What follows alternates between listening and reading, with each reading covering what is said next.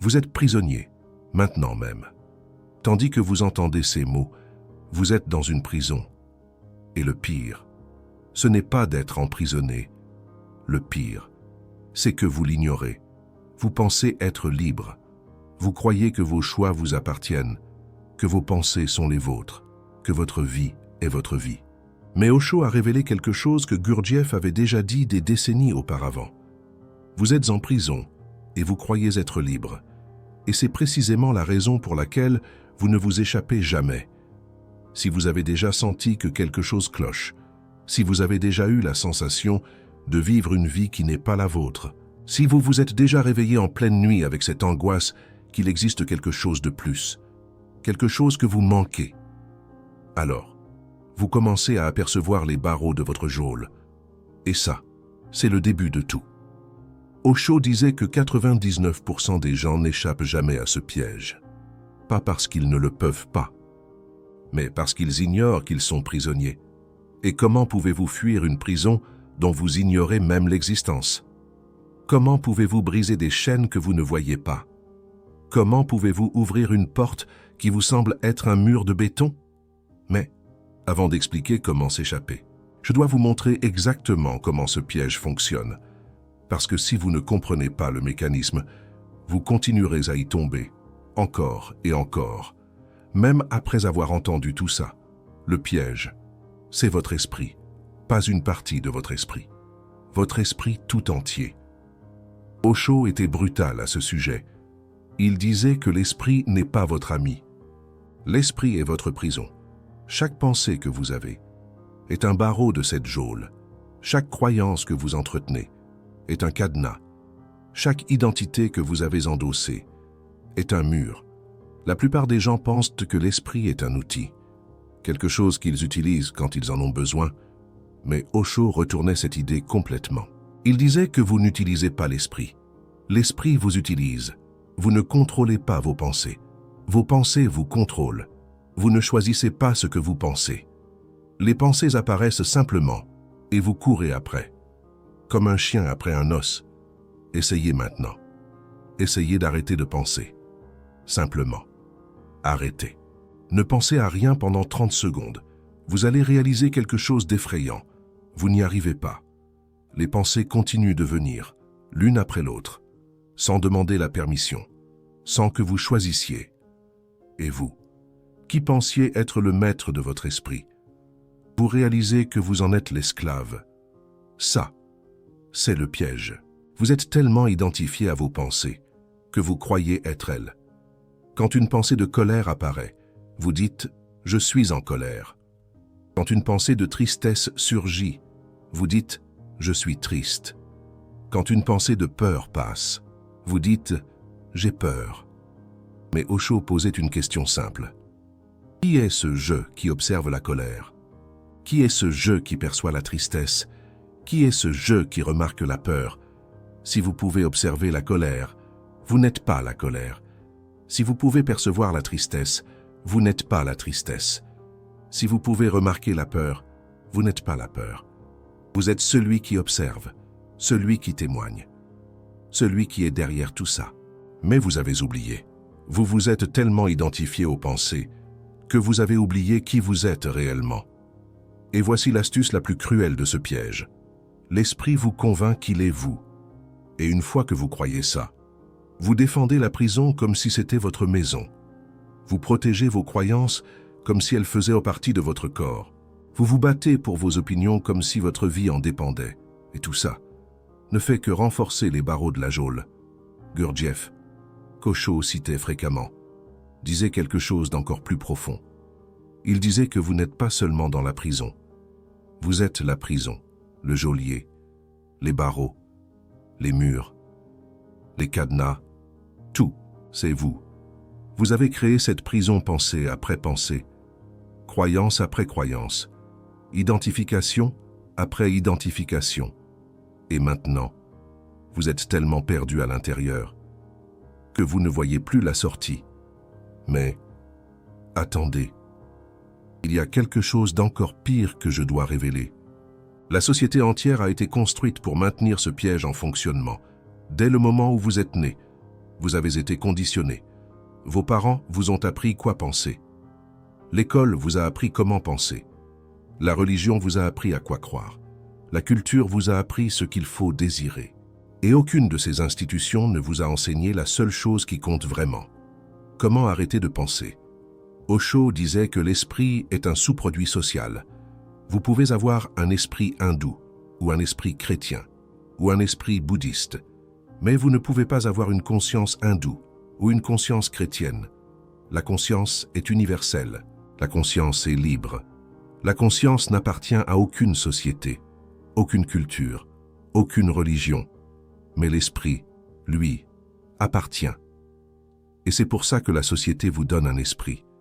Et c'est pour ça qu'elle vous enseigne à vous identifier à cet esprit, parce qu'ainsi, vous devenez contrôlable. Pensez-y. Une personne qui sait qu'elle n'est pas son esprit ne peut pas être manipulée. Une personne qui réalise que les pensées sont simplement des nuages qui passent ne peut pas être effrayée. Une personne qui comprend que les croyances sont des conditionnements ne peut pas être embobinée. Cette personne est dangereuse pour le système. Cette personne est libre. Et le système ne veut pas de personnes libres. Le système veut des prisonniers qui pensent être libres. Et voici l'ironie cruelle. Plus vous essayez de vous échapper en utilisant l'esprit, plus vous êtes prisonnier, parce que l'esprit est le problème. Utilisez l'esprit pour résoudre le problème de l'esprit. C'est comme utiliser le feu pour éteindre le feu. Ça ne fait qu'empirer. C'est pour ça qu'Osho disait que toutes les révolutions échouent, parce que toute révolution utilise le même esprit conditionné qui a créé le problème. Vous échangez un ensemble de croyances contre un autre.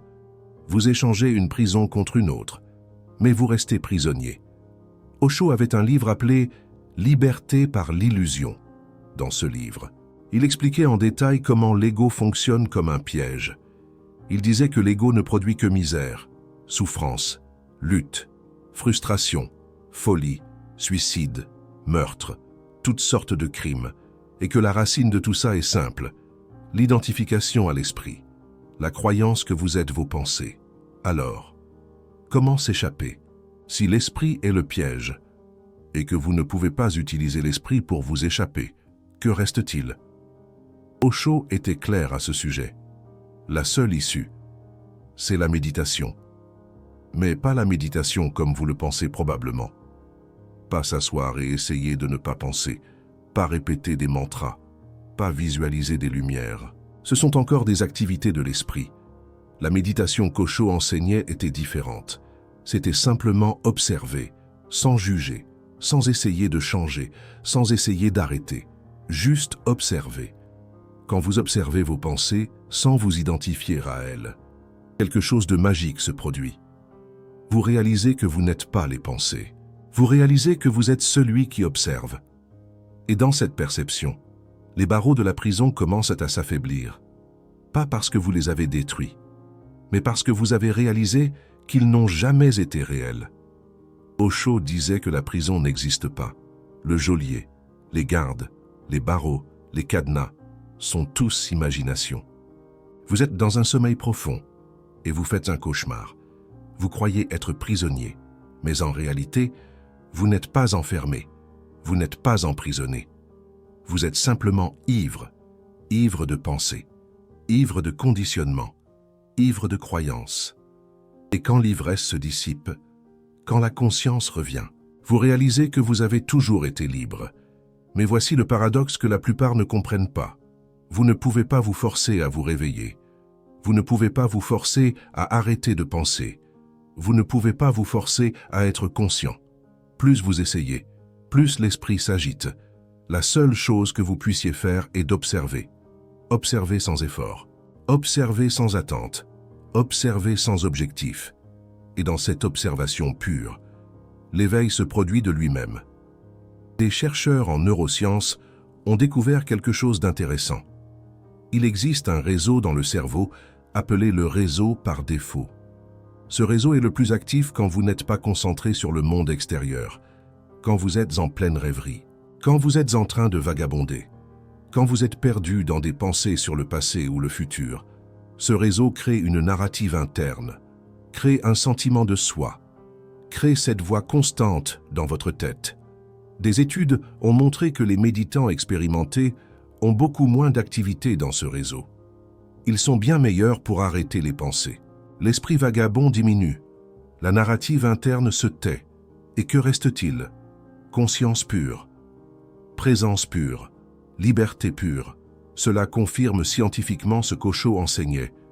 L'esprit vagabond est le piège, et la méditation est la sortie.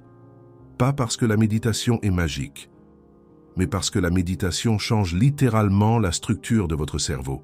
Ça change les schémas d'activité neurale, diminue l'activité du réseau qui crée la prison.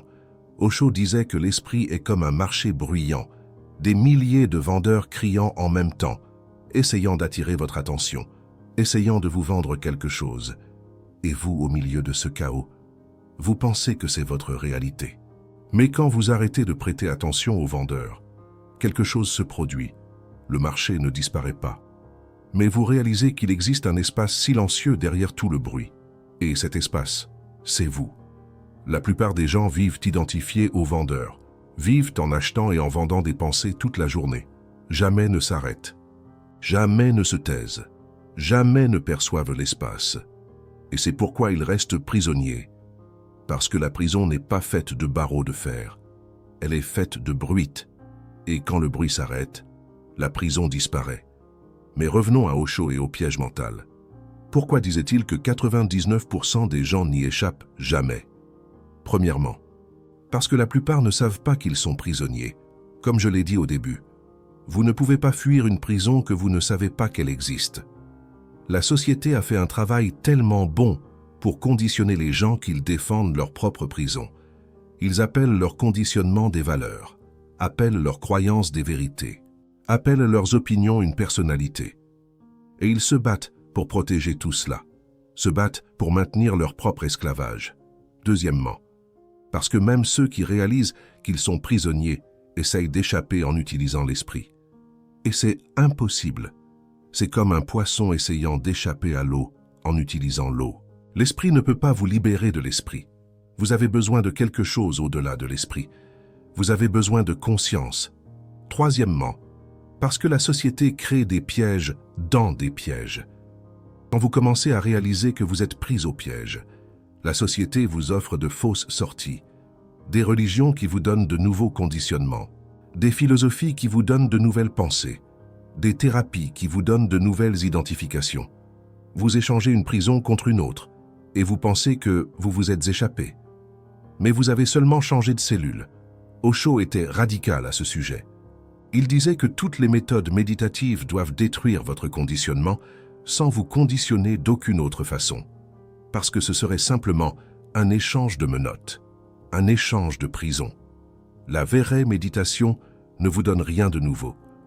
Elle enlève les conditionnements, enlève les croyances, enlève les identifications, jusqu'à ce qu'il ne reste rien d'autre que vous, le vous réel, le vous qui était là avant tous les conditionnements.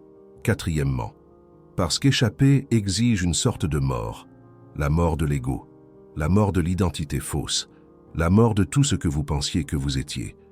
Et la plupart des gens ont plus peur de cette mort que de la mort physique, parce que la mort physique au moins préserve l'illusion que vous avez existé. Mais la mort de l'ego révèle que vous n'avez jamais existé de la façon dont vous le pensiez, que tout était rêve, que tout était illusion. Osho disait qu'il existe une différence fondamentale entre la mort du corps et la mort de l'ego. Le corps meurt vraiment. Il existait et cesse d'exister. Mais l'ego n'a jamais existé pour commencer. Alors quand nous parlons de mort de l'ego, nous parlons de réaliser que quelque chose que vous pensiez qu'il existait n'a jamais été réel. Et c'est comme se réveiller d'un rêve et réaliser que le monstre qui vous poursuivait était seulement de l'imagination. La peur de cette mort est tellement intense parce que l'ego vous convainc que vous êtes lui. Alors quand l'ego se sent menacé, vous sentez une menace existentielle. Quand l'ego sent qu'il peut mourir, vous sentez une panique absolue. Mais c'est une illusion sur une illusion. Vous avez peur de perdre quelque chose qui n'a jamais été vôtre. Vous protégez quelque chose qui n'a jamais existé. Vous vous battez pour quelque chose qui est seulement un rêve. Osho expliquait cela d'une autre façon. Il disait que vous avez peur de perdre vos chaînes, parce que les chaînes sont devenues familières, sont devenues confortables, sont devenues une partie de qui vous pensez que vous êtes. Et la liberté, même si vous dites que vous la voulez, est effrayante, parce que dans la liberté, il n'y a personne pour être libre, il n'y a pas d'identité, il n'y a pas de définition. Il existe seulement une existence pure. Osho expliquait que l'ego ne peut pas être sacrifié parce que l'ego n'existe pas. L'ego est seulement une idée, n'a pas de substance. C'est comme l'obscurité. Vous pouvez la voir, vous pouvez la sentir, vous pouvez même trébucher dessus. Mais elle n'existe pas. C'est seulement l'absence de lumière. L'ego est seulement l'absence de conscience. Quand la conscience apparaît, l'ego disparaît. Pas parce qu'il a été détruit, mais parce qu'il n'a jamais été réel. C'est libérateur et effrayant en même temps. Libérateur parce que cela signifie que vous n'avez pas besoin de lutter contre l'ego. Vous n'avez pas besoin de le détruire. Vous n'avez pas besoin de le tuer. Vous avez seulement besoin d'apporter de la conscience. Et l'ego disparaît de lui-même. Effrayant parce que cela signifie que tout ce que vous pensiez que vous étiez, tout ce que vous avez protégé et défendu toute votre vie, n'a jamais existé. Était un fantôme, une ombre, une fiction utile, mais une fiction quand même. Osho utilisait une analogie puissante. Il disait que l'ego est comme un nounours qu'un enfant porte pour se sentir en sécurité. Quand l'enfant grandit, il réalise que le nounours n'a jamais eu de pouvoir, était seulement un objet.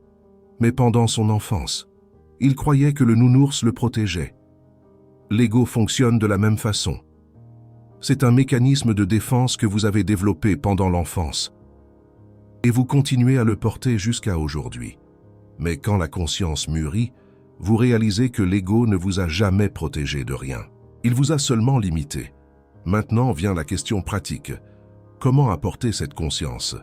Comment sortir des 99% et entrer dans le 1% qui s'échappe? Osho donnait une instruction simple. Commencez en observant. Observez vos pensées. Ne tentez pas de les arrêter. Ne tentez pas de les changer. Ne jugez pas si elles sont bonnes ou mauvaises. Observez simplement, comme si vous étiez assis au bord d'une rivière, regardant l'eau passer. Les pensées sont la rivière. Vous êtes la rive. La rivière passe, mais la rive demeure. Au début, vous allez percevoir quelque chose d'inconfortable. Vous allez être entraîné par les pensées. Vous allez vous identifier à elles. Vous allez oublier que vous êtes en train d'observer. Et vous allez vous perdre dans le drame. C'est normal. Cela arrive à tout le monde. La différence, c'est que maintenant, vous le savez. Et quand vous percevez que vous avez été entraîné, simplement, revenez à l'observation, sans culpabilité, sans frustration. Revenez simplement. Avec le temps, les intervalles d'observation vont augmenter. Les pensées vont diminuer. Pas parce que vous les avez forcées à s'arrêter, mais parce que vous avez arrêté de les alimenter avec de l'attention. Les pensées vivent d'attention. Quand vous arrêtez de vous identifier, quand vous arrêtez de donner de l'attention, elles s'affaiblissent. Et dans l'espace qui reste, la conscience apparaît. Osho disait que dans les intervalles entre les pensées, il existe la pax, il existe l'amour, il existe tout ce que vous cherchez. Le problème, c'est que normalement, ces intervalles sont tellement courts que vous ne les percevez même pas. Les pensées viennent tellement vite, l'une après l'autre, qu'elles créent l'illusion d'un flux continu, comme les images d'un film, tellement rapides qu'elles semblent un mouvement continu. Mais entre chaque image, il existe un espace, et entre chaque pensée, il existe le silence. La méditation ne crée pas ce silence. Il est déjà là. La méditation le révèle simplement. Elle enlève le bruit pour que le silence puisse être entendu. Elle enlève les nuages pour que le ciel puisse être vu. Le ciel a toujours été là. Vous étiez seulement en train de regarder les nuages. Vous vous souvenez quand j'ai dit que le mental crée la prison? Maintenant vous comprenez plus profondément. Le mental crée, parce que le mental est fait de conditionnements. Et les conditionnements sont des limitations. Chaque croyance est un mur, chaque opinion est une barre, chaque identité est un cadenas. Mais quand vous percevez que vous pouvez observer tout cela sans être rien de tout cela, les murs commencent à devenir transparents. Vous avez découvert quelque chose qui change tout, que le piège mental qui emprisonne 99% des gens est fait d'illusions, que vous n'avez pas besoin de lutter contre lui, que vous avez juste besoin de voir à travers lui, que la conscience est la clé, et vous avez déjà cette clé. Vous l'avez toujours eue. Si cette vidéo vous a montré quelque chose que vous ne saviez pas avant, si quelque chose a résonné en vous, vous pouvez soutenir ce travail à travers le Super Thanks. Peu de chaînes parlent du mental comme une prison, parce que cela défie tout ce que la société enseigne. Quand vous soutenez, vous êtes en train de dire que ce type de contenu importe, que ce message de libération doit continuer. Maintenant, je vais vous donner une pratique simple. Osho recommandait de faire cela plusieurs fois par jour. À n'importe quel moment, faites une pause. Arrêtez ce que vous êtes en train de faire et demandez-vous, qui est en train de penser? Ne cherchez pas une réponse intellectuelle. Observez simplement. Observez qui est en train d'observer. Au début, vous allez rencontrer le mental en train d'essayer de répondre. Vous allez penser « c'est moi » ou « c'est ma conscience » ou « c'est mon âme ». Ignorez ces réponses. Elles sont encore des pensées. Le mental en train d'essayer de maintenir le contrôle. Continuez d'observer. Et à un certain moment, quelque chose change. Vous percevez un espace, un silence, une présence qui n'est pas une pensée. C'est vous, le vous réel. Il y a des signes qui montrent que vous êtes en train d'échapper au piège. Premièrement, vous commencez à percevoir les pensées comme des objets séparés de vous. Avant, vous étiez entraîné automatiquement. Maintenant, vous arrivez à voir les pensées arriver avant de réagir. Deuxièmement, le drame diminue. Les choses qui avant vous perturbèrent profondément, maintenant semblent moins intenses. Pas parce que vous êtes en train de réprimer, mais parce que vous n'êtes plus complètement identifié. Il y a un espace entre vous et la réaction. Troisièmement, la paix se fait plus présente. Pas une paix qui dépend des circonstances. Une paix qui est là indépendamment de ce qui arrive. Parce que cette paix ne vient pas des pensées, elle vient de l'espace entre elles. Quatrièmement, vous commencez à voir le piège chez les autres. Vous voyez comment les gens sont pris dans leurs pensées, réagissant automatiquement, défendant leur conditionnement. Et vous ressentez de la compassion, parce que vous savez comment c'est d'être là. Et vous savez qu'ils ne savent pas qu'ils sont pris. Cinquièmement, l'identité se fait plus fluide. Vous percevez que vous pouvez être différent dans différentes situations sans vous sentir faux. Parce que vous n'êtes plus rigidement identifié à une unique forme d'être. Vous êtes l'espace où toutes les formes apparaissent. Sixièmement, la peur diminue. Pas seulement la peur de choses spécifiques, la peur existentielle, parce que la peur vient de l'ego. Et l'ego existe seulement quand vous êtes identifié au mental. Quand cette identification s'affaiblit, la peur s'affaiblit aussi. Septièmement, vous arrêtez de défendre vos opinions avec autant d'intensité. Vous pouvez avoir des opinions, mais vous n'êtes plus possédé par elles. Vous pouvez changer d'idée sans sentir que vous avez perdu quelque chose, parce que vos opinions ne sont plus vous. Huitièmement, vous commencez à rire de vous-même. Quand vous percevez que vous avez été entraîné de nouveau par les pensées, au lieu de la frustration, surgit l'humour.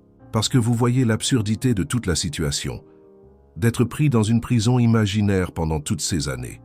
Osho disait que le génie arrive très rarement, pas parce que le génie naît rarement, mais parce qu'il est très difficile d'échapper au processus de conditionnement de la société, seulement de temps en temps. Un enfant arrive d'une certaine façon à échapper aux griffes. Vous pouvez être cette personne, vous pouvez être le 1%. Mais laissez-moi vous raconter quelque chose qu'Osho enseignait sur le processus de libération. Ce n'est pas un événement unique. Ce n'est pas une illumination soudaine qui arrive, et c'est tout. C'est un processus graduel de désidentification. Vous allez avoir des moments de clarté, des moments où vous percevez que vous n'êtes pas le mental, des moments de pure présence. Et après, le mental va vous tirer en arrière. Cela arrive répétément. C'est normal. C'est une partie du chemin. L'erreur que la plupart commettent, c'est d'abandonner quand le mental tire en arrière. Elles pensent qu'elles ont échoué. qu'elles ne sont pas capables, que l'illumination n'est pas pour elles. Mais Osho disait que chaque fois que vous percevez que vous avez été entraîné, vous êtes plus fort. Chaque retour à la conscience est une victoire. Peu importe combien de fois vous tombez, ce qui importe, c'est combien de fois vous vous relevez. Osho racontait une histoire sur un disciple qui est allé jusqu'à son maître et a dit « Maître, je médite depuis 10 ans et je n'ai toujours pas réussi à arrêter les pensées. » Le maître a souri et a demandé « Et combien de fois par jour vous percevez que vous étiez en train de penser ?» Le disciple a répondu « Des centaines de fois. » Le maître a dit « Alors vous avez eu des centaines de moments de conscience aujourd'hui. Il y a 10 ans, vous n'en aviez aucun. C'est ça, le progrès. Le piège est de vouloir des résultats immédiats. Vous avez vécu des décennies pris dans les pensées. Vous n'allez pas sortir en une semaine. Mais chaque moment d'observation affaiblit la prison. Chaque moment de présence corrode les barreaux. Et un jour, sans avertissement, vous percevez que les barreaux ne sont plus là. Pas parce que vous les avez détruits. Mais pourquoi avoir cessé de les nourrir avec attention? Osho enseignait également qu'il existe des prisons spirituelles qui sont encore plus dangereuses que les prisons matérielles. Quand vous commencez à vous éveiller, l'esprit peut créer une nouvelle identité. L'identité de personnes spirituelles, de personnes illuminées, de personnes spéciales. Et cette nouvelle identité est autant une prison que la précédente. Peut-être même plus. Parce que maintenant vous êtes fier d'être humble. Vous êtes vaniteux d'être conscient. Vous êtes prisonnier de vous croire libre. Osho était brutal à ce sujet. Il disait que le véritable éveil ne crée aucune identité spéciale. Vous ne devenez personne de spécial. Vous devenez personne. Vous perdez le sentiment d'être quelqu'un. Et dans ce vide, dans cette absence d'identité, la liberté réelle apparaît. Parce qu'il n'y a plus personne à emprisonner. La question maintenant est simple. Allez-vous continuer à croire que vous êtes libre alors que vous restez emprisonné? Ou allez-vous commencer à observer, à percevoir, à vous éveiller? Le choix vous appartient. Mais souvenez-vous, la plupart des gens ne s'échappent jamais parce qu'ils ne réalisent jamais qu'ils sont prisonniers. Vous le savez maintenant. Et cette connaissance change tout.